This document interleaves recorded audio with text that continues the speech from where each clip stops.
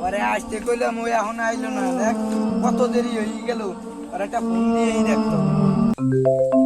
Hello, আসসালামু আলাইকুম। আর রাখ তো সালাম। তুই কোন জায়গা আছিস? দোল দিয়া মাল লইয়া কোন জায়গায় এখন? দাঁড়ান ভাই, আসতেছি। ভাই, আসতেছি ভাই।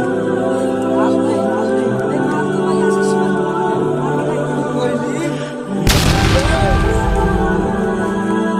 তাড়াতাড়ি আর 5 মিনিটে 1 ঘন্টার ভিতর কি মাল লইস?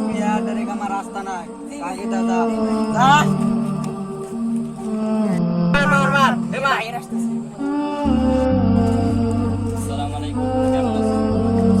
আমাদের রমজান মাস কেমন কাটতেছে? 1 ঘন্টা হয়ে গেছে, আমার তো মাথায় কাজ করতে লাগছে না। ওই এখনো আইসে না মাল লইয়া। কি যে করবো, মাথায় গরম হয়ে গেছে। এটা গান চালিয়ে আমি মাথা ঠিক করে দিলে।